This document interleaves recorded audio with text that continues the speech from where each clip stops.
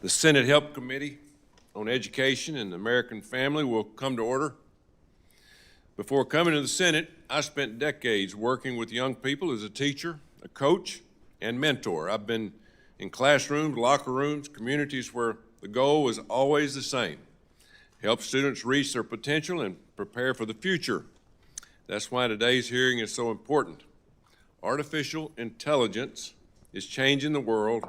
Our kids are growing up in, and whether you like it or not, AI is going to be part of their education, their careers, and their daily lives. The question isn't whether it's coming, AI is here. The real question is whether we're going to help students use it the right way. As a coach, I always told my players that talent is important, but you have to have skin in the game. The same is true in education. Technology can be a valuable tool, but it will never replace a great teacher, a strong mentor, or the hard work that learning requires. AI has the potential to help students learn at their own pace, give teachers more time to focus on teaching, and open doors for students who may need extra support. Those are opportunities we should take very, very seriously. But we also need to be honest about the challenges. How do we protect student privacy? How do we make sure AI is given accurate information? How do we prevent students from becoming dependent on technology instead of developing critical thinking skills? How do we ensure that rural America isn't left behind? Most importantly, how do we make sure AI strengthens education instead of weakening it? Our job isn't to chase every new trend. Our job is to figure out what works, what doesn't work, and what's best for students and parents and teachers. The students sitting in the classrooms today will enter a workforce that looks very different from the one many of us grew up in. We have the responsibility to make sure they're prepared, not just to use AI, but to compete, innovate, and lead in a world where AI will be everywhere. 2 weeks ago, my ranking member and I led a letter to the Government Accountability Office asking them to begin an investigation into the effects of AI on K-12 education. I'm proud to report that they have responded and plan to start work on that study very soon.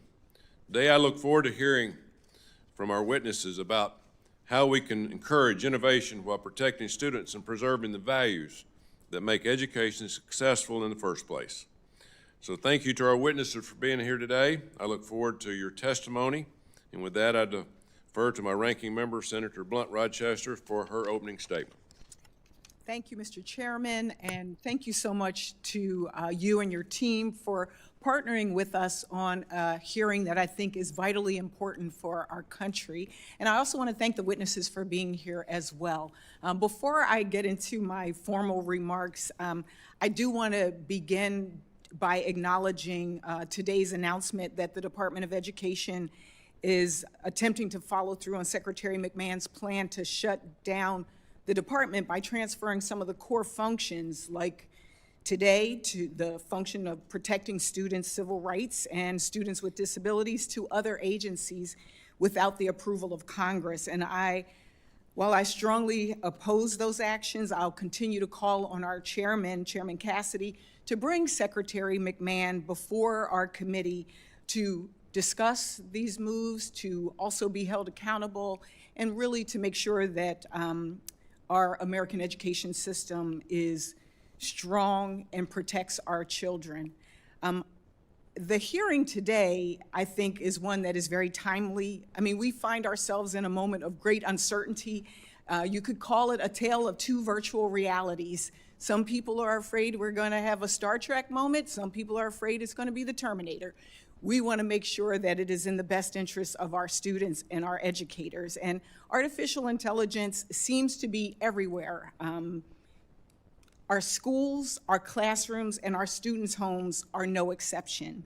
Yet, as AI reaches all parts of our lives, there are unanswered questions about its impacts, and the stakes are getting even higher alongside them. That is why I'm so glad that we're holding the hearing today, and why I was so pleased to work with the chairman and Senator Kaine to request that investigation by the Government Accountability Office on the current state of AI in K-12 education. I believe we should be gathering as much accurate information as possible in order to make informed decisions that will keep our students safe and help them succeed, as well as support our educators. I come to this topic both as a ranking member of the subcommittee, but also as a grandmother. I have a granddaughter who is now 3 years old and will be educated and is being educated in an AI age. And that means she's growing up with a new way, new things that we had. When she graduates from high school in 2039, I want her to be able to be creative and have critical thinking skills to succeed. I want her to be interested in learning and understand that not all questions can be answered instantaneously. I want her to have the understanding of what it means to go to work, to start a business, and what careers are out there in this rapidly changing economy. And alongside my dreams for my granddaughter and for all students in this country, I also have concerns. The impact of AI will have on cognitive development and learning is not well understood. And some experts are sounding the alarm that cognitive skills are being negatively affected. The guidelines about what safe and ethical AI should look like in the classroom are not well defined and vary greatly from place to place. Yet reports show that 84% of high school students are using generative AI for schoolwork. Similarly, reports find that 85% of teachers are using AI in their work. I know teachers are looking for professional development opportunities and clear guidance to support safe and effective use of AI.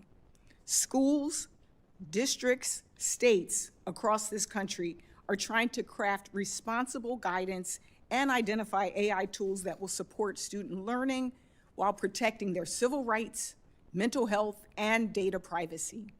My home state of Delaware is doing amazing work on this front, and I look forward to hearing from Secretary Cindy Martin about how our state is leading on this issue.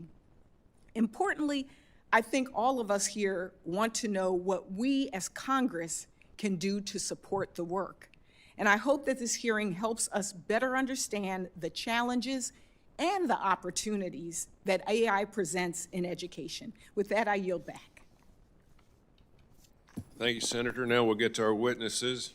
First, I'd like to introduce Josh Jones, proud Alabamian and a leader in AI space. Mr. Jones is the CEO of QuantHub, a Birmingham-based company that builds AI and data literacy curriculum for schools, universities, and employers.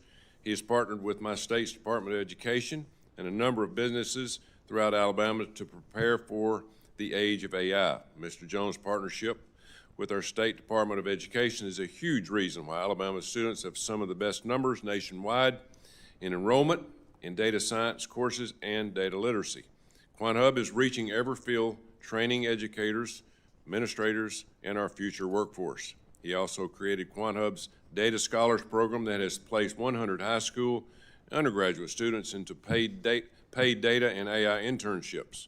QuantHub is creating opportunities for students to earn industrial recognized credentials in data and AI literacy before they even get their diploma. Mr. Jones has a proven track record of tackling the world of AI head first. Mr. Jones, your opening statement, please. Chairman Tuberville, Ranking Member Blunt Rochester, members of the subcommittee, thank you for this opportunity to testify today. I am Joshua Jones, CEO at QuantHub, and as the Senator said, we're an Alabama-based company that builds AI and data literacy curriculum for schools, universities, and employers. And our mission is really to empower talent with a digital agility to thrive in this evolving world. I'm also honored to be joined today by our State Superintendent of Education, Dr. Eric Mackey, as well as my colleague, Dr. Veronique Brown.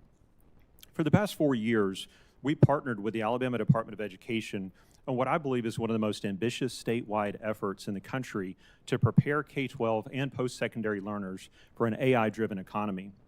Now, Alabama is not a state most people would associate with leading-edge tech education, and that's part of why what's happened there really matters. In its recent State of the Field report, the National Data Science for Everyone initiative ranked Alabama third in the nation in student enrollment in data science and related courses, only behind California and Virginia. And through our efforts, we placed over 100 high school students through a pilot program into paid AI and data internships throughout the state. Teachers and administrators have earned thousands of professional development hours. Again, in the National Data Science for Everyone report, we were ranked #1 in the country in terms of the most professional development hours. Students are earning industry-recognized credentials in data and AI literacy before they leave high school. As Dr. Eric Mackey has put it, integrating this kind of training into the state's educational framework is about preparing students for the future of work while keeping Alabama competitive in a rapidly evolving digital economy. I'd like to share today 3 lessons from this work that I believe are directly relevant to federal policy. First, we must refresh our standards in curriculum at the speed of technology. The traditional curriculum refresh rate is typically 5 to 10 years, yet in the age of AI, that's generations. At QuantHub, we've built a human-in-the-loop system that uses AI agents for curriculum generation, but it always validates with instructional designers, faculty, and subject matter experts before anything ever reaches a student. We've reduced curriculum development hours from roughly 200 hours to create 1 learner hour to about 10 hours of instructional validation. That's a 20x improvement without compromising rigor, efficacy, or accuracy. Now, in the interest of sharing these advancements with the education community, we published our process in the peer-reviewed journal, the Journal of Applied Instructional Design. Federal investments in workforce curriculum should reward speed and update cadence, not just initial development, learner hours, or page counts. Second, the human side is where this work succeeds or fails. For years, data and analytics courses have lived on the fringes as obscure electives. The breakthrough in Alabama was not a better course. It was building modular content that maps directly to existing state standards in math, science, social studies, and CTE. So a teacher doesn't have to add a class, they integrate a unit into one that they already teach. Now that requires heavy investment in teacher training, instructional coaching, and integration support. Curriculum is a small piece of the puzzle. Change management is that critical linchpin. Third, you can't build a workforce pipeline from inside a school building alone. Our Data Scholars internship program works because we built bridges to employers, civic leaders, nonprofits, higher education partners, and we matched students to real paid roles.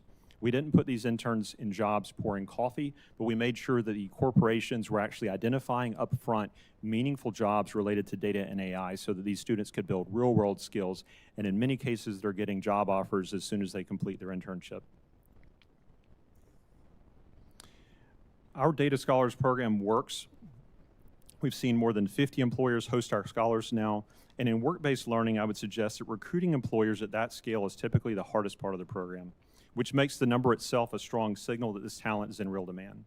It also gives us a continuous feedback loop that keeps the curriculum aligned with what these employers actually need. The micro-credentials that our scholars earn are directly aligned with Alabama's talent triad, a talent marketplace, where a credential isn't just a certificate, it plugs into the system that the employers actually use to find workers. Now, the pilot for the internship program was actually funded by a state innovation agency called Innovate Alabama, and it's been recognized as a model for rural talent retention. Now, this matters enormously in a state and a country where small towns are losing young people to larger metros. 100 placements on limited funding tells us that this model scales. Now, with dedicated federal support, particularly through Perkins 5 and existing workforce pathways, it can be replicated in any state. In closing, I'd respectfully offer 3 recommendations for consideration. 1, fund curriculum infrastructure that can be updated continuously, not just developed once. Refresh rates should happen in semesters, not quadrennium or decades. 2, weight teacher training and classroom integration at least as heavily as content creation in federal workforce education grants. And 3, expand support for paid work-based learning in AI and data fields starting in high school. The Alabama model is replicable. It's not expensive relative to what it returns. And it works because we treated this as a workforce problem, an educator problem, and a curriculum problem, not just a technology problem. Thank you. Thank you very much. Our next witness is Ms. Erin Moat, co-founder of EDU, an organization that prioritizes innovation in education and empowering students, use of technology in the classroom. She is also the founder of Project Unicorn and the leader of the EDSAFE AI Alliance. Ms. Mote has a storied career of adapting technology for students and continuously finding solutions to put our nation's students ahead of the game. She brings extensive experience in the education technology space and securing our national digital infrastructure. Through EdSafe AI Alliance, she has partnered with multiple state and school districts to bridge the gap of AI with students and teachers. While superintendents and administrators start panicking at how AI will change education, Ms. Mote gave real solutions to adopt AI and not run from it. Ms. Mote. Chairman Tuberville, Ranking Member Blunt Rochester, and distinguished members of the Help Committee, thank you for convening this critical hearing. My name is Erin Mote, and I'm the CEO of InnovateEDU, a nonprofit organization dedicating to ensuring technology serves as a powerful tool for access and opportunity for all students. I come before this committee not only as a charter school founder, but also as a technologist who spent more than 2 decades working at the intersection of technology policy and systemic change. Yet perhaps my most important role is a deeply personal one. I'm the mother of 2 school-aged children. Each day, I see firsthand how these technologies impact real kids at the kitchen table and in classrooms, which fuels my urgency to ensure that our national digital infrastructure is secure, safe, and intentionally built to serve the next generation. To navigate this landscape, we must reject a pervasive false dichotomy. Safety is not the counterpolarity to innovation.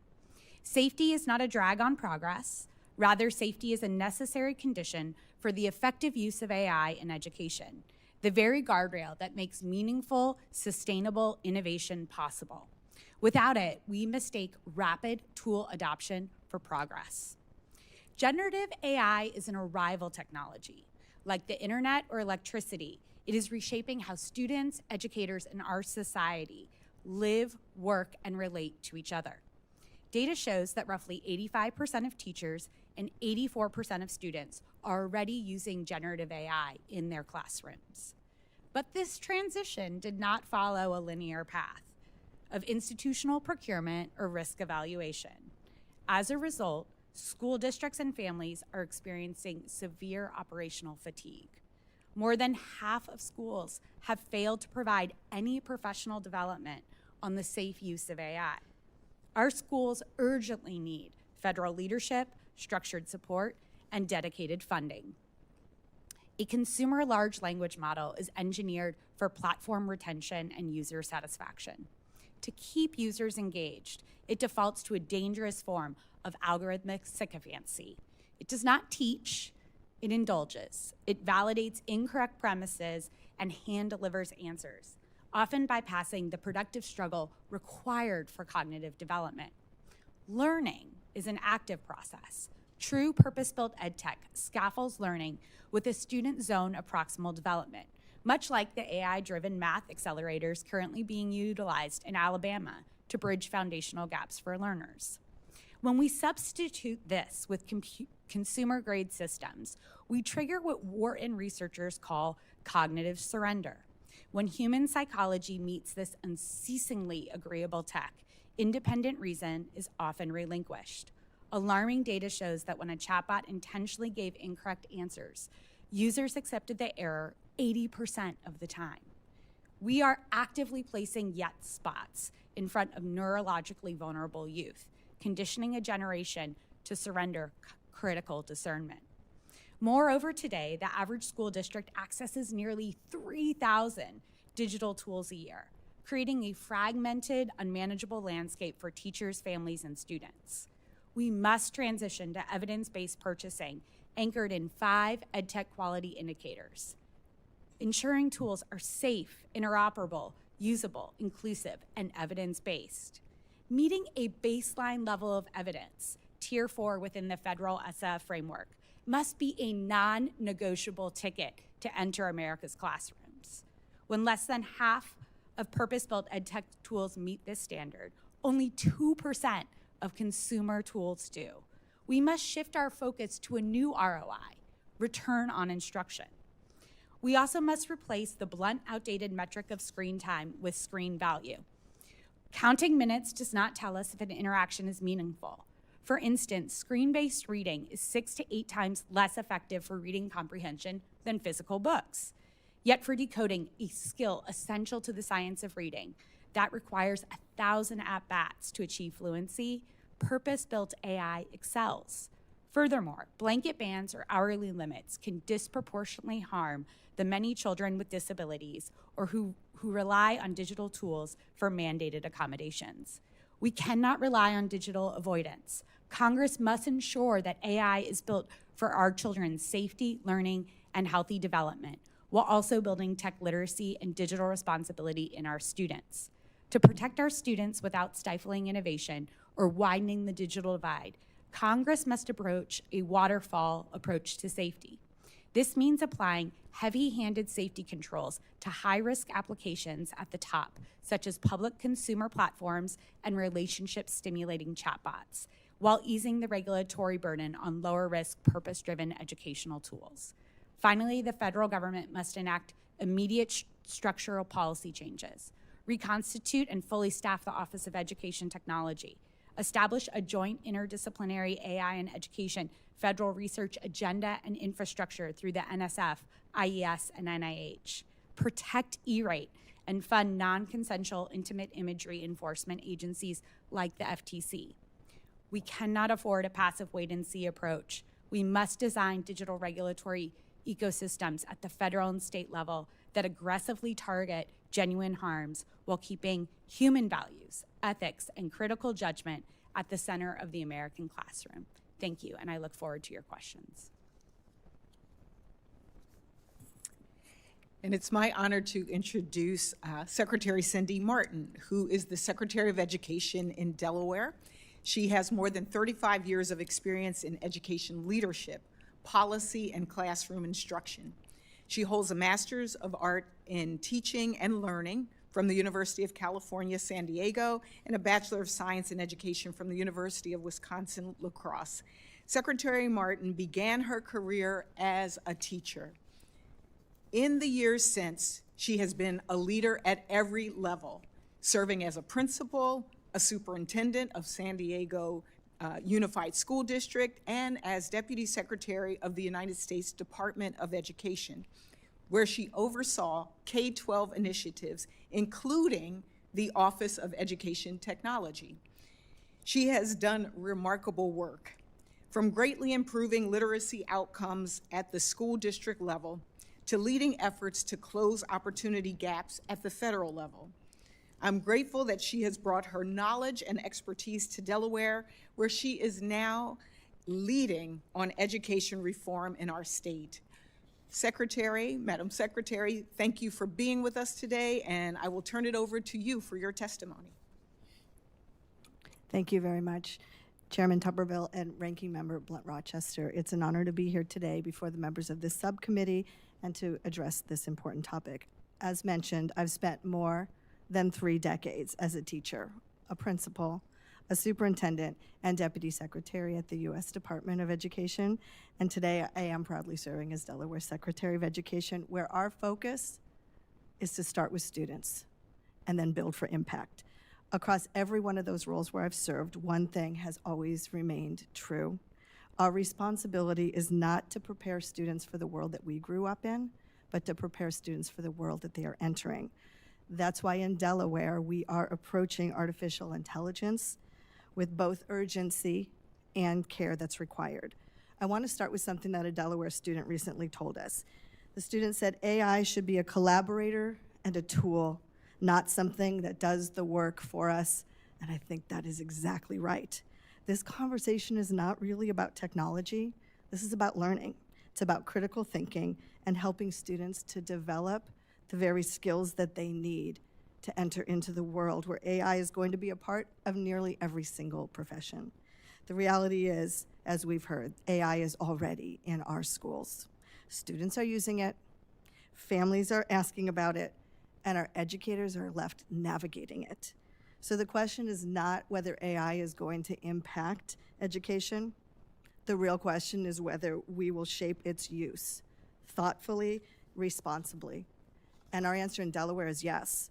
Our work supports a goal in Delaware's strategic plan that 75% of our districts and charter schools will use AI tools to support educators and students while they maintain full compliance with data security, privacy, and the human-in-the-loop requirements. Under Governor Matt Meyer's leadership, Delaware has chosen to lead. We are developing statewide guidance, we are investing in AI literacy, and building what we believe is one of the nation's first statewide AI assurance efforts focused on K-12 education. In 2024, Delaware released statewide guidance to support effective use of generative AI in schools. That guidance is grounded in 4 priorities: protect student data, ensure ethical use, promote equity, and enhance teaching and learning. These priorities are consistent with the national guidance and developer guides and toolkits that were published by the Federal Office of Ed Tech. We're also listening closely to our students. One student told us we have to make sure students still develop critical thinking skills, not just let the AI do all the thinking for us, straight from our students. Another student emphasized that AI-generated information has to be checked because systems can make mistakes and hallucinate. Many of the students raised concerns about data privacy and the need for adults to protect student information. See, what strikes me is that students aren't asking us to slow down innovation. They're asking us to lead, and lead responsibly. They're asking us to do what good educators have always done: teach them how to think, not what to think. That's why Delaware is taking the next step through our AI Assurance Lab. The goal of our AI Assurance Lab is not to slow innovation. It is to ensure that innovation is worthy of the trust that students, families, and educators place in our schools. The lab creates this trusted, transparent process for evaluating AI tools before schools adopt them at scale. Delaware recently completed a statewide scan of AI use, and what we found was encouraging, but it reinforced the need for this independent review. Most AI use today is focused on helping educators with productivity and planning. That's a great data point. If we use AI and use it well, teachers can get time back and do the human work that only teachers can do. Districts and charters still have unanswered questions, though. They want to know about privacy protections, integrations, and how tools actually perform in real education settings. That is why our Assurance Lab does not simply review the vendor claims. Vision has to come before vendor. Trained educators, administrators, technical experts, and DOE staff are testing tools used in our Delaware classroom scenarios. We're evaluating tools against national frameworks and our own state guidance, and we're looking to make sure our tools are protecting students and whether the outputs are accurate and appropriate, and whether there is bias showing up or not, and how accessibility is working to lead towards better teaching, learning, and outcomes. This is practical implementation work. It's not technology for technology's sake, because a safe tool is not automatically a useful tool. We need to help educators and families understand the tools and earn greater public trust, and we need to support our educators, not sideline them. We want students to develop judgment, creativity, and critical thinking that no technology will ever replace. When we keep students at the center, lead with strong guardrails and shared responsibility, and judge AI by outcomes rather than hype, I believe AI can expand opportunity while preserving what matters most about education: human relationships, human judgment, and human learning. Thank you, and I look forward to your questions. Thank you very much. Now we'll start a round of questioning. We'll start with Senator Banks. Thank you, Mr. Chairman. To you and the ranking member, what an important subject and topic to host this subcommittee on, and to all of you for being here. I'm encouraged by the audience, those of you who have come to participate and listen to this, and such an important conversation. Ms. Moat, like you, I have 3 daughters in public schools, high school, middle school.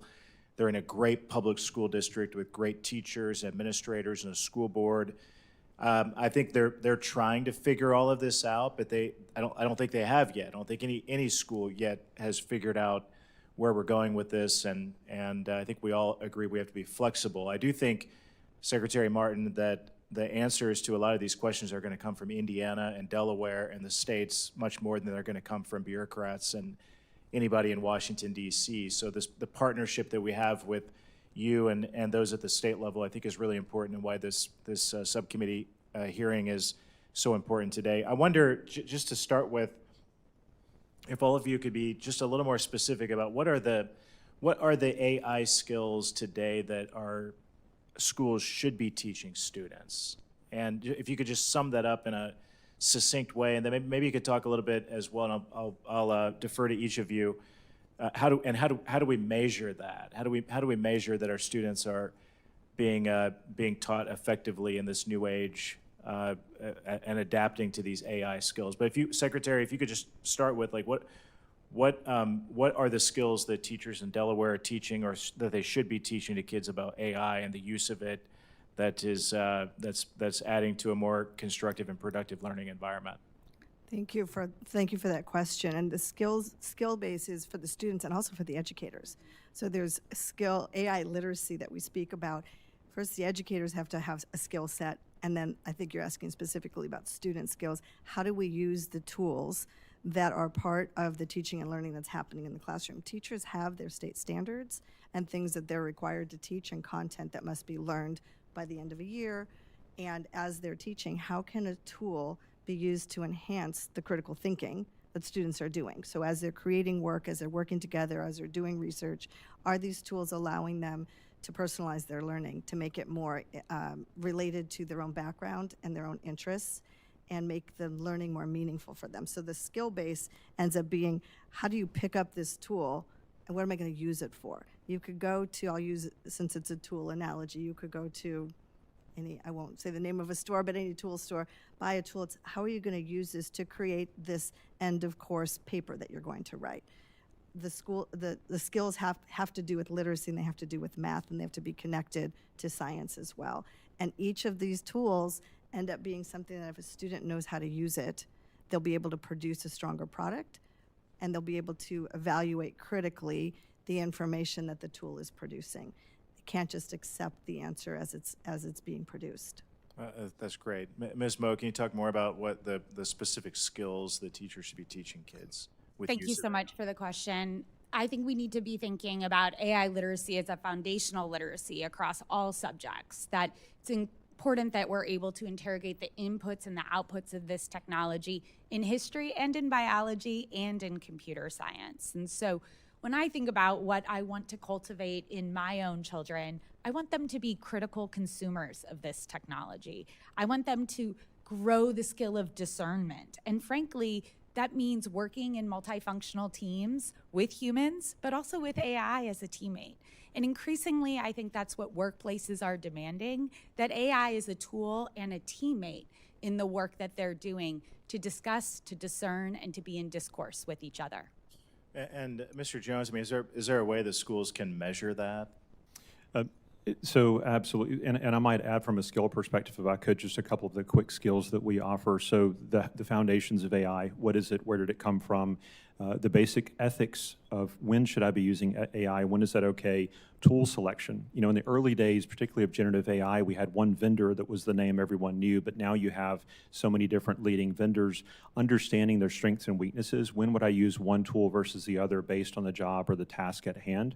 I would suggest, we don't call it this, but a healthy cynicism around not just assuming that everything that AI tells you is correct. And so how do we teach these students to understand that this is basically an informed opinion that you need to really judge with your own research? So and we go well beyond that, but to your question around how do we test this? Something that we've been a little bit hesitant, or I should say very hesitant to do, is expose learners directly to large language models due to the predictive nature of these. So everything that we do in teaching, we use AI on the back end to accelerate curriculum creation, but it always has the backstop of validation by subject matter experts. So students are actually getting a fixed version of that educational material.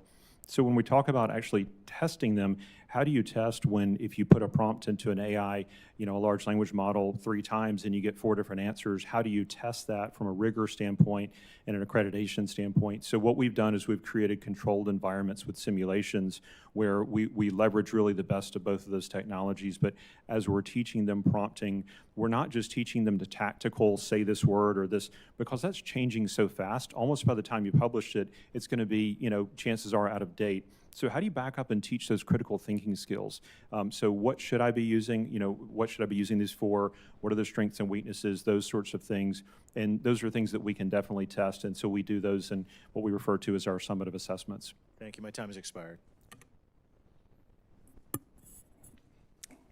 I am so excited about this conversation, and apparently so is America, because the line is out the door and around the corner to get into this room. We have a lot of young people in the audience as well. Raise your hand if you're under 40. The whole audience just, okay. This is what happens when hallucination of the, but I have to say, so I don't know if this is a large learning model glitch or what, but back here. But I will say it really demonstrates just how timely this hearing is, just how important these issues are. As you were talking, Mr. Jones, I was thinking recently University of Delaware has a AI literacy test that you can take. So I took the test myself to see how much do I know? Do I know about the ethical issues? Do I know about how to protect myself? I've even had these models argue a prompt. I put it in the same prompt into all 3, like maybe, I won't name names either, but a couple of different ones, and get different answers. And then I have to say critically, well, what's right? And so to me, I'm glad that you mentioned not relying just on what spit out, what's, comes out, because what we put in is what comes out. And also change management. I think we've done a lot of things in the past using technology, and it was change management that was necessary to make people prepared and accepting and be able to use appropriately. My first question I want to ask is to Secretary Martin. I would love to hear some of the things that you think have been the most exciting things that you're seeing right now in Delaware as it pertains to AI in education, and then what have been the biggest challenges that you've faced? And lastly, in that question, how can we at the federal level support it? Because my colleague just shared a lot of incredible things are happening at the state level, almost as laboratories to help us to figure out what we need to do next. But are there things that only we could do at the federal level? So 1, share anything that is exciting happening in Delaware. 2, some challenges. And 3, what is it that we in Congress should be focused on? And that question I will ask of all 3. Okay, thank you. Thank you for the question. I am very excited about what I see in Delaware, having had the opportunity to lead at the federal level, and the guidance and toolkits and materials that we were able to publish. I'm now in a position leading a state to be able to implement that strong guidance that came out of the Office of Educational Technology that included playbooks, that included vendor guidance, that included teacher K-12 guidance. And what I see in Delaware is so much optimism, but that comes with a lot of responsibility. So what's exciting to me is this tremendous potential, and that Delaware has been working on this before I came as the Secretary of Education in their generative AI guidance, and they see the promise in being able to reduce administrative burden for teachers, being able to give teachers more time with students to take some things off a teacher's already very busy plate. I see the promise. I'm excited about opportunities for accessibility for students with disability, having more access to learning through some tools that help them access, if it's an auditory deficit or visual processing, these tools are helping. That's a lot of promise there. And the ability to give feedback as students are learning, real immediate feedback, not waiting till the end of the year to know if somebody's learned and what you're going to do about it, but instantaneous feedback with teaching and learning in the classroom, always with the teacher, right, with the students. So all of that excitement happens because it's strengthening the accessibility and improving operational tasks that teachers have to do. That's exciting. Anything that has to do with differentiation, translation, all of that is good. The challenges are real, though. The challenges are that this technology is evolving faster than systems are made to adapt. And what I see are challenges around privacy, security, procurement, instructional use, the bias that is built into the models, the governance that needs to happen with limited capacity, and the district's ability to be able to create this guidance quickly and be able to act on it so that they can enable innovation. We do not want to be stopped by fear. We want to be able to move forward. So being able to make complex decisions and be supported with federal guidance at the state level, so district leaders, elected school board members, and superintendents have clear evidence-based paths forward. And Mr. Chairman, if you would indulge for that second question, just curious, what can and should we be doing at this level? Ms. Mode? Thank you for that question. One thing that we need to understand is what works for whom and under what conditions. Right now, there are currently no high-quality causal studies on the long-term effects of AI on student learning, equity, or social emotional development. The federal government is uniquely positioned to help us understand both what we know and what we don't know so that we can empower states and educators, families, and communities to make decisions about AI with knowledge and facts. And so there's a place where the federal government, by working together to understand the mental health aspects, the education aspects, and the learning aspects, can really help lead communities and states with evidence to guide their decisions. Thank you. And Mr. Jones? I would suggest at QuantHub, we're really focused on the refresh rates of curriculum. We're in an environment where the technology is advancing on an exponential curve. And what we were seeing now with these AI models, for example, building other AI models, the pace of change is increasing faster and faster. And so from an educational standpoint, how do we deliver a curriculum that is built knowing that this curriculum is only going to last for 6 months? And we have to have, so that refresh rate, I would suggest when you're thinking about funding different, both from all sorts of teacher training, educator training, all the way down to the students, everything that you're funding, you have to realize that time factor is something that we've never seen before, and it's going to continue to increase. I'm going to yield back my time, but I have, if we go into another round of questions, I have a lot more for the record. But for all the young people who are here or watching, please reach out to our offices. Send us your thoughts. You can do it through our websites. You can mail it to us, however is best for you. But we want to hear from you, too. So thank you so much for being here, and I yield back. Yeah, they can use AI, right? They can use AI. Yeah. Exactly. Senator Huston. Thank you, Mr. Chairman and Ranking Member. Appreciate you having this committee. I was actually, this committee hearing, I was actually involved in AI at the state government level prior to becoming a U.S. Senator, in which before ChatGPT was even introduced on November 30th, 2022, we had already used an AI tool to recommend 5 million words for elimination out of the state's regulatory code of 17 million words using an AI tool with human collaboration. And then, so this is so new because most people's consciousness didn't really understand what AI was in their lives, even though it existed until we had this release in November of 2022. And since that time, we created, I know in Ohio, we created an AI toolkit for trusted resources for parents, educators, students to look at. And you're correct, Mr. Jones, this stuff needs to be updated constantly because things change so quickly.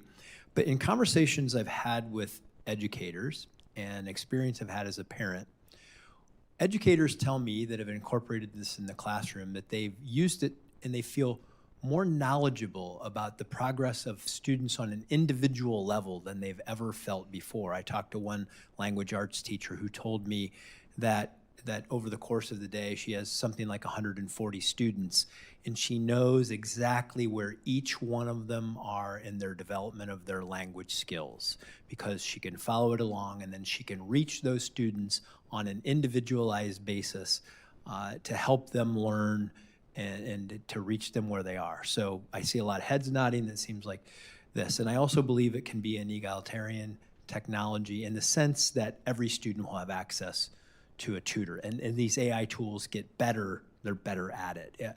If you were gonna ask me to help you with your pre-calc homework, I wouldn't be very good at it. But my AI tools can, and they can help your children have a tutor 24/7, 365. So those are the virtuous things. Of course, we don't know about what the harm may be. Just like with social media tools that we know have become harmful in the lives of children. So it's a constant process, and creating an awareness around this is very important. And so I want to ask you, and I'll start with you, Mr. Jones, and we'll go right down the line, just quickly. So parents that are concerned about this, what should they be asking their local school leadership about AI to feel comfortable that it's being used appropriately in their schools? I think one of the great disservices educators do in many cases is they don't address it. They stick their head in the sand, they hope it'll go away. And so the worst thing you can do is just have a syllabus or not clearly defined rules. So talking about many, particularly in university settings, in a class, green light, yellow light, red light situation, we're going to use AI in these situations, but here's a situation where you should not use it. Because in some cases, it can help you do things like research much better, but in others, you should set it aside, use critical thinking skills. And so really having your educators just addressing that up front, not saying it's the great evil, we're going to stay away from it, but also not using it everywhere, but really being methodical about where are we going to incorporate it into our classes, how are we going to use it. Start by teaching those ethical skills up front and just being thoughtful in your approach to it. Okay, Ms. Moat? Thank you. Parents are fearful that their students' data is being used in a way that is not protected. And so the most important thing that educators can do is to actually say, this is what this tool is being used for. This is how I'm using it in my human-centered relationship with your student, and really address that fear straight on. EDSAFE AI, Common Sense Media, and the National Parents Union actually earlier this year released 10 questions for parents at parent-teacher conferences to have those conversations with their educator about how that educator is using that tool in the classroom and what it looks like for that experience. Transparency is the most important thing that we can be doing right now in our education ecosystems. And Secretary Martin? Thank you. I noticed in your two examples, you totally kept the human in the loop, which is exactly what we're talking about. That teacher that you referenced is a teacher who wanted to use the tool to get to know her students more so she could help them in their individualized, personalized learning. That is the promise. Parents can ask the same hard questions that a teacher is asking. Is this helping me teach better? A parent is asking, is this helping my student learn more? I think healthy concern is good.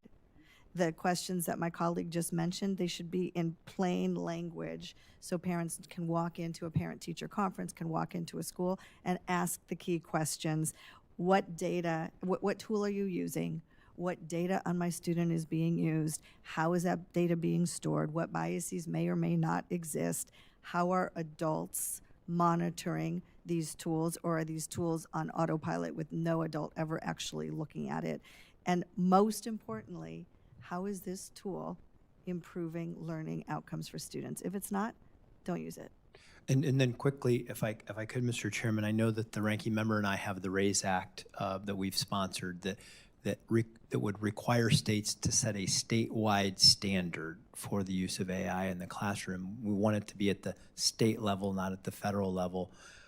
How important, Secretary Martin, do you believe it is for states to have a standard that then local schools can use as a reference point for all of those issues so that their safety, security, using it in the most appropriate way?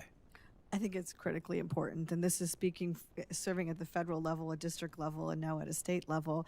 At the district level, the level of expertise that is needed, not every district, especially rural districts, might not have. Maybe large urbans might have a whole team that can procure properly and put the guardrails in place, but not everybody. So the state can play a critical role, which is what our federal guidance suggested, and now I have the opportunity to lead in Delaware.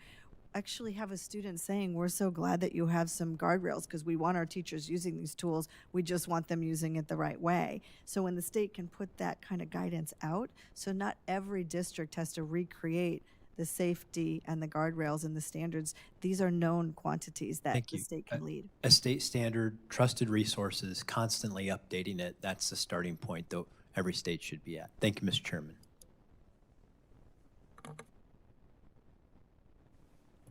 I think we're on round 2 of my questions, and so I'd like to kind of pick up where Ms. Boat left off on privacy and data breaches. And in 2025, 52% of U.S. school districts experienced a cybersecurity incident.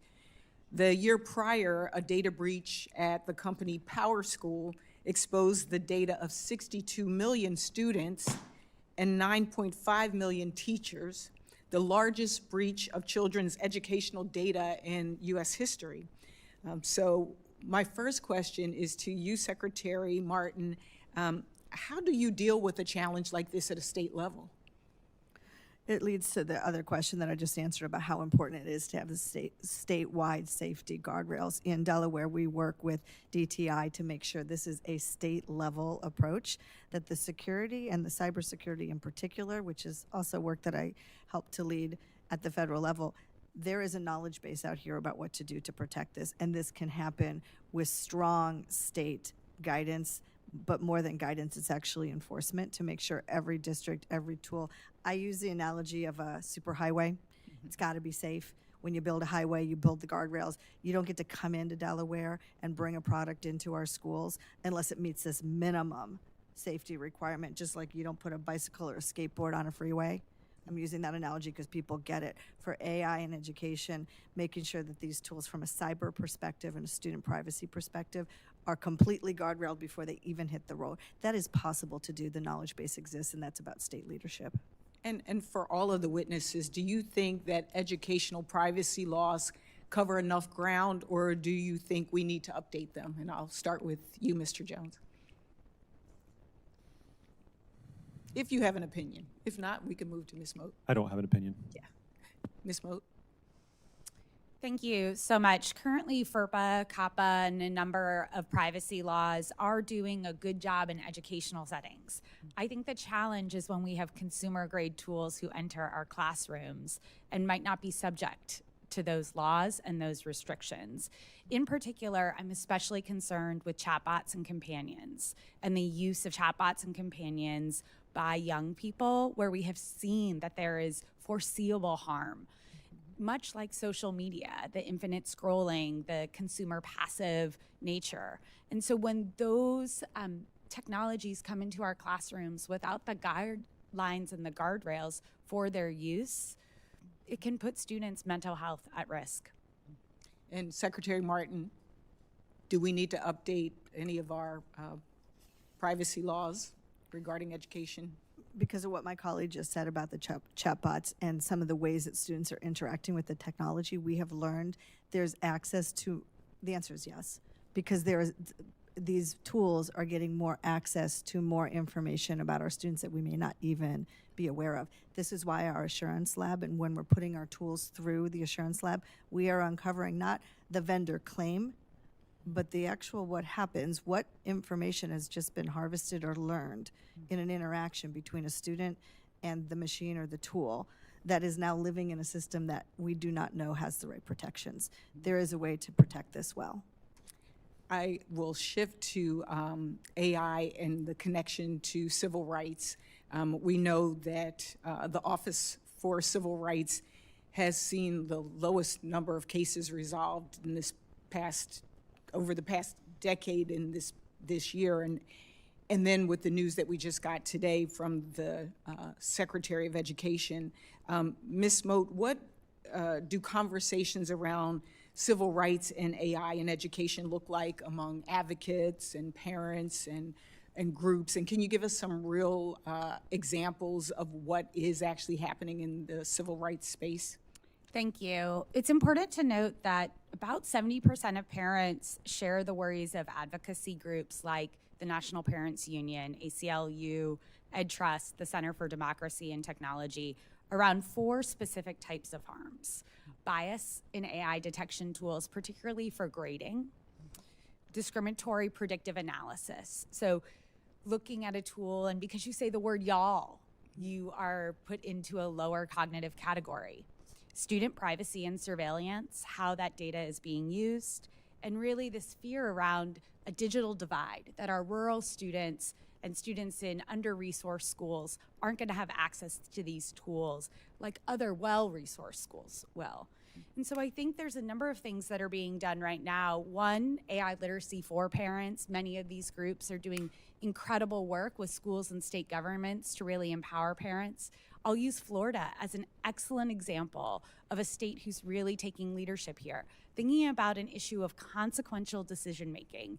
This is thinking about how we keep a human in the loop so that it's not the AI who's making a decision about whether you get a loan, whether you get into college, whether you get financial aid, what's the result of your insurance claim, but that there's always a human that's reviewing that decision. And Florida has really led that work around an AI civil rights bill and as well as consequential decision-making legislation. Thank you, and I yield back, and maybe we'll come for round 3. Thank you very much, Senator Armstrong. Thank you. And first of all, thank you all very much for being here, and really fascinating topic, and it's great to have your expertise on this.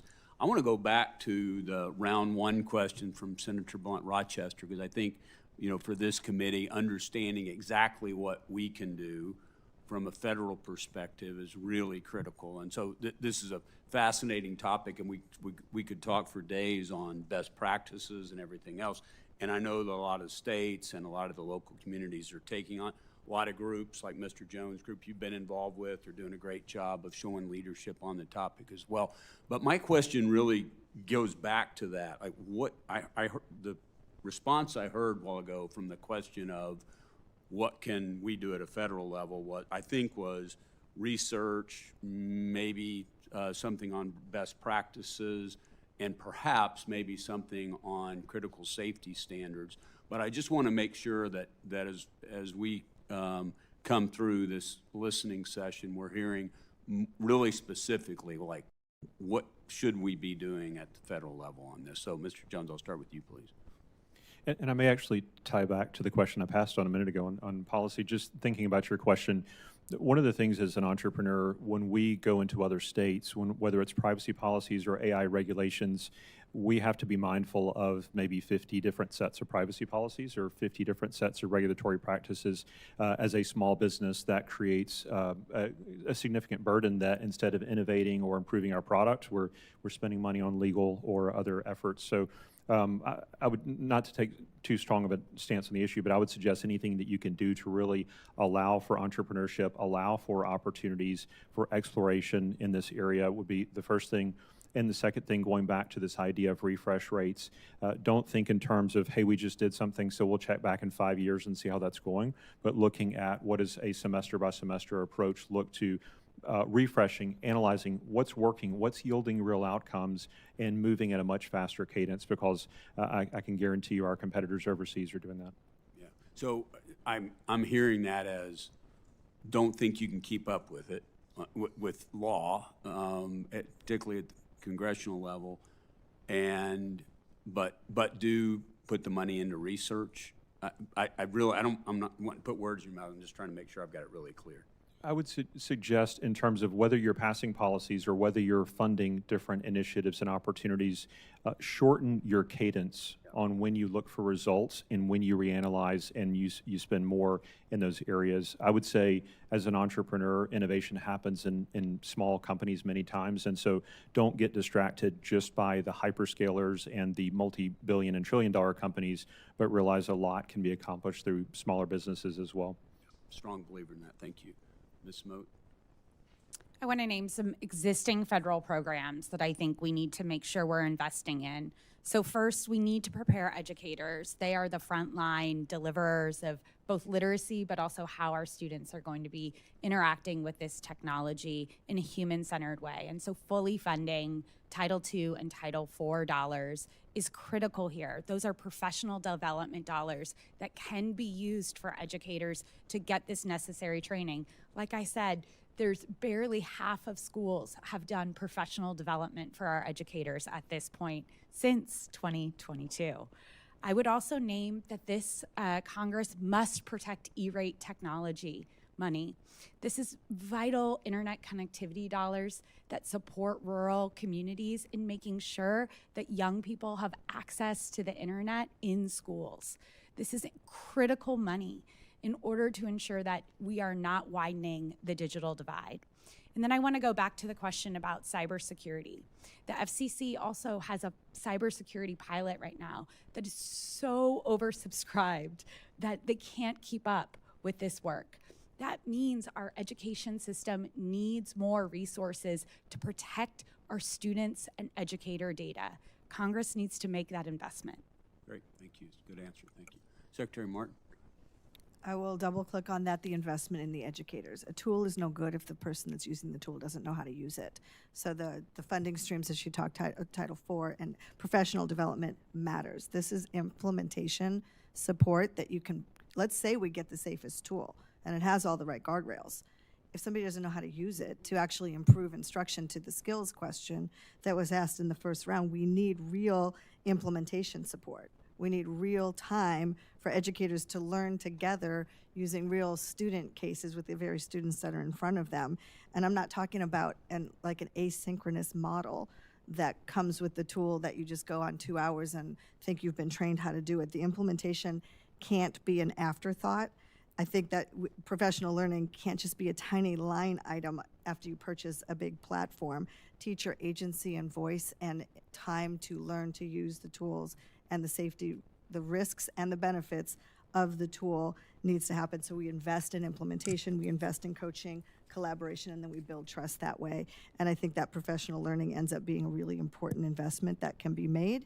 We also need federal support for research, as you mentioned, and evidence building and voluntary best practice frameworks. So we're not recreating, every district has to recreate the best practice frameworks. Every state has to do it. There is good knowledge base out there, and we can actually not take away local decision making, help states and districts make informed decisions without replacing the local decision making, but get that knowledge base out there so states can lead.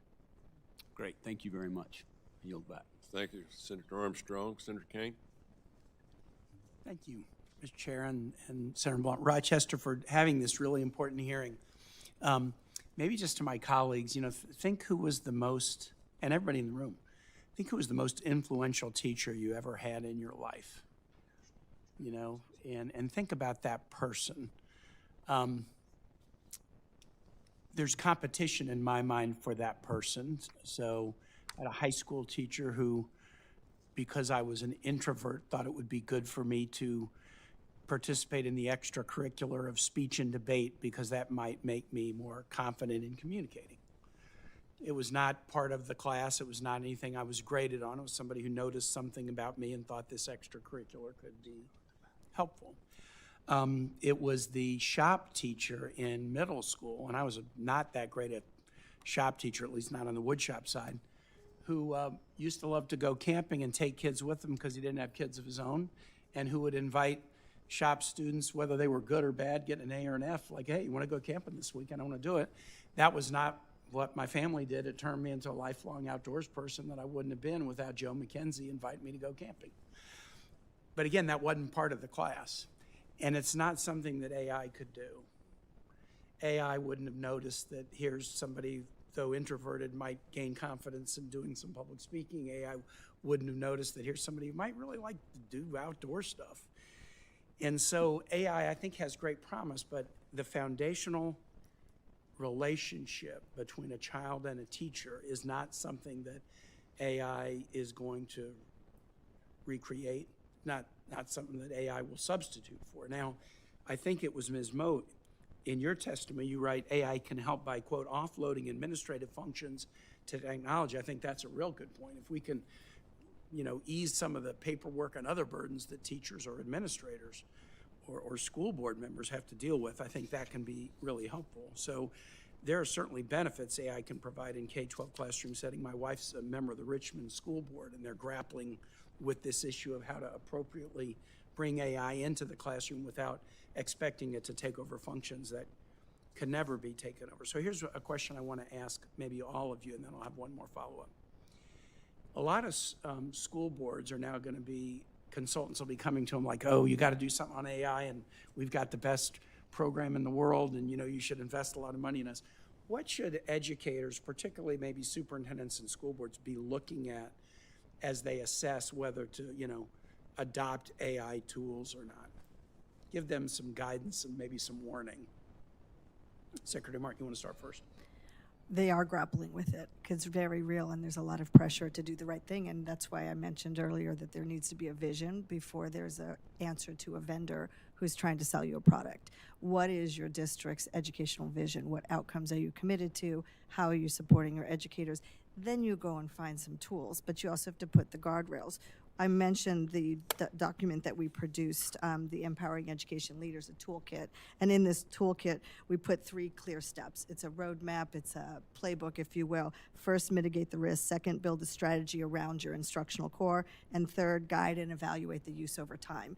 And then each of these 3 things has modules in it that is clear guidance for a school board trying to navigate this. This is published, it's out there. It's not the only one, but it's what we publish at the federal level, and it actually shows you exactly how to implement this roadmap for safe, ethical, equitable AI. I want to make sure that Ms. Mode and Mr. Jones have a chance to offer advice to superintendents, principals, and school boards about the way to do this right.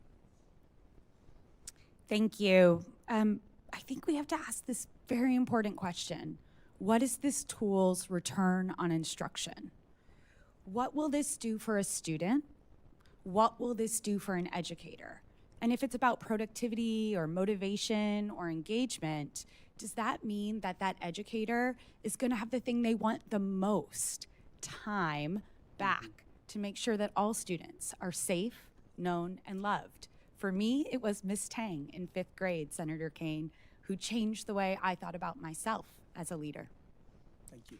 Mr. Jones. So we have developed curriculum specifically teaching administrators and principals, and we start before AI, we start on basic data literacy, helping them understand how to really evaluate the data in front of them, and we go all the way to AI use. You know, I would say one of the things that's probably most critical that we teach as quickly as possible for those that start using AI, there's a tendency to trust everything that it spits out. That can create serious problems if you're evaluating students, you're evaluating performance, and you're trusting the AI's math. And so, as I mentioned earlier, just this healthy cynicism of evaluating the results is going to be one of those critical skills. And the tool selection, we try not to teach a specific tool, but rather abstract one layer and say, what are the capabilities? How do you understand that it's a marketplace and there are different vendors and competitors, each with strengths and weaknesses, and chances are you may use one tool for one purpose, another tool for another purpose. So if I were advising directly an administrator, I would say try not to get locked into one system so that your hands are tied, because 12 months from now, that's probably not going to be the best system for you.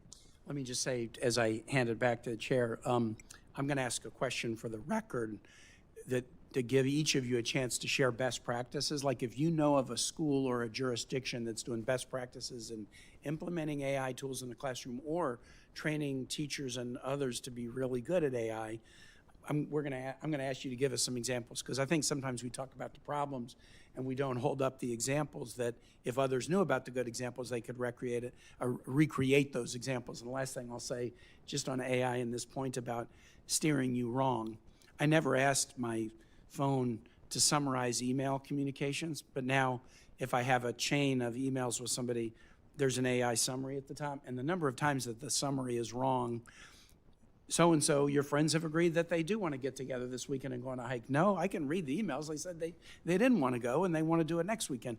The number of times that the summary is incorrect has made me quite wary about, and this is non-malicious inaccuracy, and there's also malicious inaccuracy I'm worried about too. Thanks, Mr. Chair. Thank you. Senator Murphy. Thank you very much, Mr. Chairman. I don't think there's any way to overhype the damage that AI has already done to our kids' ability to succeed. I'm the parent of an incoming 12th grader and incoming 9th grader, and I've seen already how at scale kids have outsourced critical thinking, have outsourced friendship, have even outsourced moral advice to AI. Completely unregulated interactions between machines and young children, something we would have never thought of allowing just decades ago. All your testimony was compelling, but Ms. Moto, I thought yours was especially compelling given your talk about this idea of cognitive surrender. that can happen. And let me maybe ask this question about cognitive surrender first. So I like that you're talking about AI as a tool for teachers, not just unleashing it on kids as guinea pigs. But the AI companies have a veneer of social benefit, but an underlying motivation of addiction and profit expansion. This is from a chilling New York Times expose this weekend regarding the unleashing of deep fakes without any controls on the American public.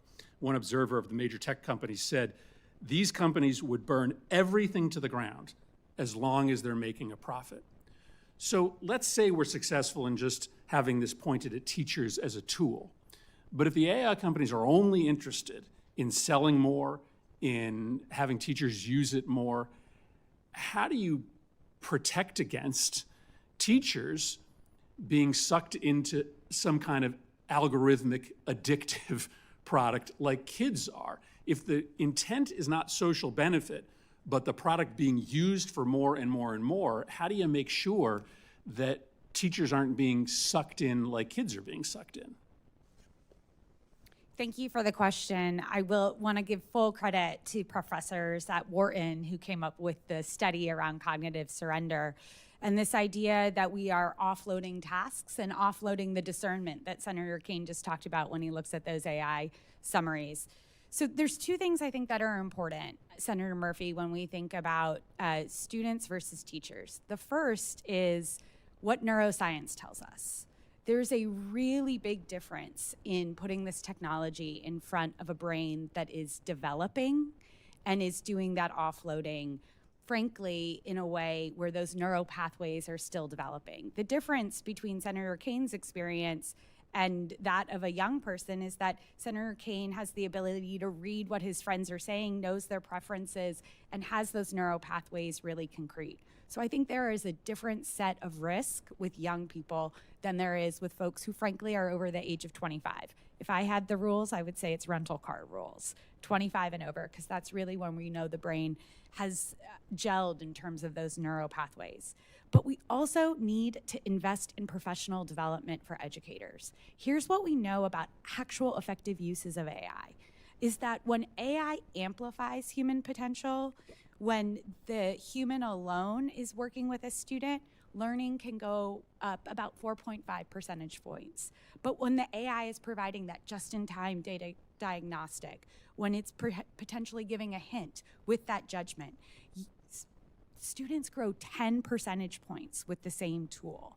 And so it really is, how is AI supporting that human-centered knowledge transfer? That's the type of work we need to be focusing on in education. But I think it might be a little naive to suggest that an adult is magically immune to these incredibly strong brainworm-like algorithms. I agree with you that they are more immune than children. You know, we require a teacher to go through licensing before they are in a classroom. We require most complicated technologies to go through an approval process before they are handed out to the American public. What do you think about an idea to make sure that a AI technology that is being handed to a teacher go through some expert approval process first to make sure that its actual function is to supplement the teacher's instruction rather than its primary function is to try to spin you into higher usage and higher pay rates for the company that owns it? Thank you for that question. We're developing a learning sciences benchmark actually right now with Arizona State University to measure consumer-grade AI tools and the impact that they have on learning and cognition, to give educators and decision makers an idea of how a tool stacks up. For me, the work that Delaware is doing, Utah is doing, even Vermont is doing in creating sandboxes at the state level to test these tools, to build evidence, and to make that evidence digestible to educators is a huge improvement on how we're going to be able to make sure that all schools have access to information about what works for whom and under what conditions. You were nodding your head, Secretary Martin. Just wanted to give you a chance to respond. I'm very much nodding my head at this because you're asking to interrupt an algorithmic cycle that the one that can interrupt that is the human. We can actually see it for what it is, realize we're being taken down a rabbit hole and stop it, but that's at the individual level.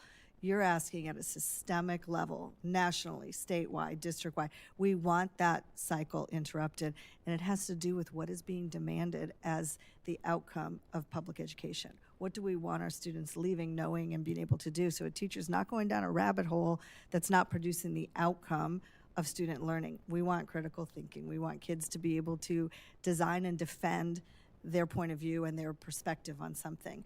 No tool is going to take you. You're in some rabbit hole trying to figure out the actual, not the problem that you're trying to solve, which is student learning. I want to know, did students learn? Was I teaching, and did students learn? And I appreciate I'm over time, Mr. Chairman, but I imagine that a product, right, that is interested first in return to investors are, for instance, going to point you to the purchase of other products that they make, right, that might have nothing to do with student outcomes, but are certainly aligned with the profit return. And so I just want to make sure we really think through what the underlying motivations are of the people who are making the software before we just assume that their motivations are the benefit of our kids. Thank you, Mr. Chairman. Thanks, Senator Murphy.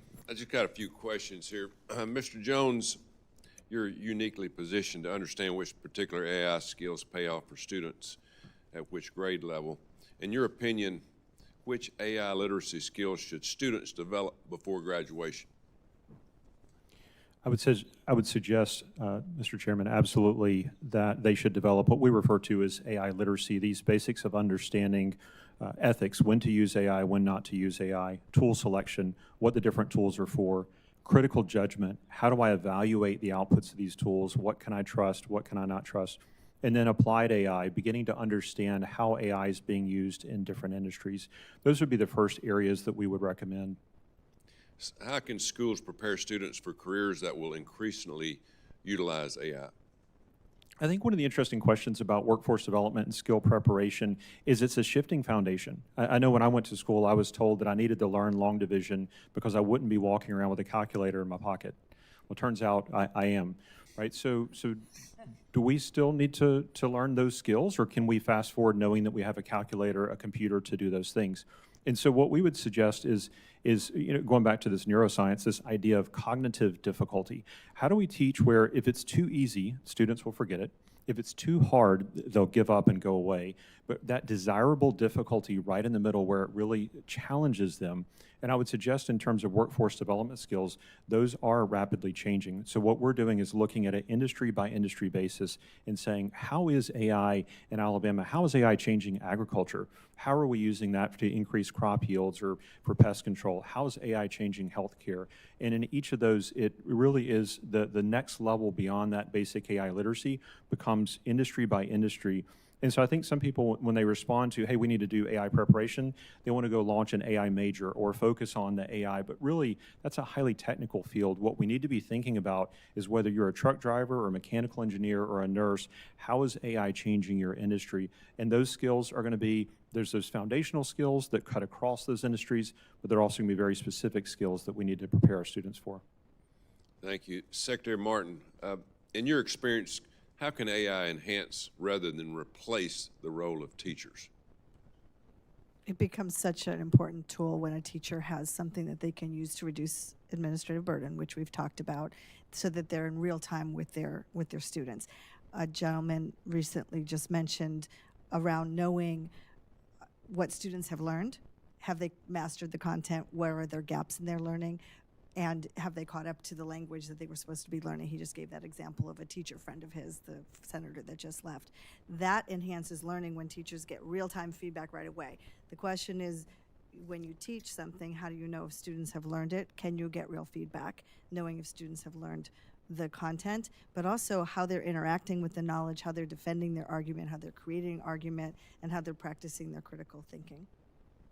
Thank you, Ms. Moat. For now, the answer may be we don't know yet, but what do we know when it comes to long-term cognitive impact of the use of this technology? I know we talked about it a little bit. What's your thoughts? I think it's very important to say there's a lot we don't know, Senator Tuberville, and including in K-12 education, we have no causal studies on long-term impact on social or cognitive development. What we have is a number of studies that are short-term and tool-based, that are about practices, that are about pedagogy, that are about teacher moves. And both Secretary Martin and Mr. Jones have given good examples of educated hypotheses that we have about how we can build the skills that students need, the cognitive development, the literacy. But we need more focus on research so that we can understand exactly what you said in your opening statement, what works for whom and under what conditions. Mr. Jones, your thoughts on that?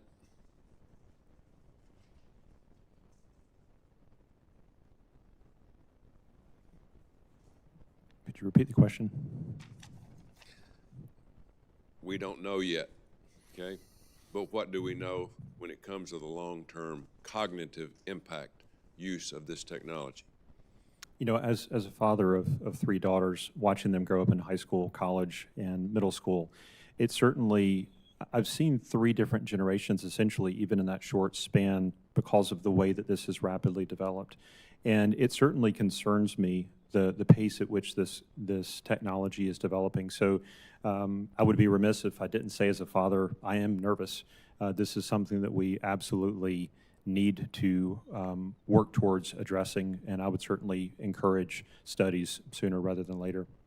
Thank you. Ms. Martin, in your experience, how does teacher professional development play into this process? I think the core argument for this whole discussion today is actually teacher professional development. We want to know what works and what doesn't work. Let's ask the teachers doing the work. They will tell you which tools are not going to improve student learning and outcomes. They will tell you which tools will actually help them teach students so students can learn and think critically. And professional development so they understand the inherent risks so they don't use the tools in dangerous ways. But you can use these tools to absolutely improve student outcomes when you're working with teachers. This is why we developed the Assurance Lab in Delaware to test the tools in relation to the actual students that we're teaching, the standards that we're required to teach, and are they producing outcomes, or is it just a side project over here because it's a shiny new toy? You have to test the vendor claims. The vendors will claim 10 reading scores improvement or whatever the claim is going to be. Let's have our teachers actually test the tools with students and the curriculum that they're teaching, and they will tell you if learning is enhanced and outcomes are improving. Give them the time and the space and the professional development to know how to test those tools well. Thank you. I've got one more question here. And we'll start with Mr. Jones. Everybody can answer this if you'd like. Will AI narrow achievement gaps or widen them? I think that's a very pertinent question, and I would suggest we face a risk of a greater digital divide than that which we saw with access to internet. So I think it's incredibly important that we make sure that as these technologies develop, that we ensure all of our students, our teachers, and administrators have access to evaluate these tools, to use them in an ethical manner. But I would suggest that those that are using it are seeing outsized gains in productivity and efficiency. We see in the workforce higher demand for those that come in AI fluent. So it's definitely something that's going to be impactful, and I would say it's of the utmost importance that we do educate our learners really for this changing environment. Thank you. Ms. Moak? I think that is the critical question of this hearing, which is what future do we want for our young people, for our schools, and for public education? And I believe that if we fund our schools' digital defense, we fund teacher training, and we build a research infrastructure, we can protect that sacred spark of human potential that Senator Blunt Rochester talked about in her 3-year-old granddaughter, I see in my Robert and Claire, and really secure a prosperous future for all American children. It's up to us to bend the arc. Thank you. Secretary Martin? Will it close what was your question? Will it close the learning divide or widen it? The digital divide or widen it? It depends how we use this. There is no silver bullet. There is no one tool that is the panacea or the magic way into closing the digital divide. If this is not done well, this is on us as leaders to make sure that the tools are safe and ethical and used well, and the teachers have the proper training. And are they being used across in our state, in Delaware, in rural and every other part of the state. The tools that have the greatest promise, are they being put in the hands of the teachers so they can use them? But at the end of the day, no tool or curriculum teaches a child. The teacher teaches the child. When you equip that teacher with the knowledge and the skill to use these advanced tools, you can actually improve at a great rate the learning outcomes for students, but it's in the hands of the educator, not the tool. Thank you. This has been an excellent hearing, and we went a little bit over time, but I think everybody's interested in this. Wouldn't you like to look into the future of 10 years and see where we're at? It's going to be interesting. A lot different than when I grew up, and a lot of us in here grew up. It's going to be a challenge to not just the student, but also the teachers to get involved in this. So we want to thank all of you for coming today. For any senator wishing to ask additional questions, for the record, we'll be due at 5 p.m. today, Wednesday, July the 1st. You'll probably get some questions on the record. And thank you again to all the witnesses for being here today. We have a letter here I'd like to ask for unanimous consent. It's from the Southern Institute Statement for the Record. The rise in AI in education should mean stronger protections for parental rights. I want to thank all of you for being here. Hope we got something out of this. We got it on video. So if you want to change your answers, now's the time to do it. But thanks for being here, and thanks for all you young people back here being here. This is your future. And grab a hold of it, run with it. AI is not coming, it's already here. And learn as much as you can, but use it wisely. So thank you very much. Hearing's adjourned. Thank you.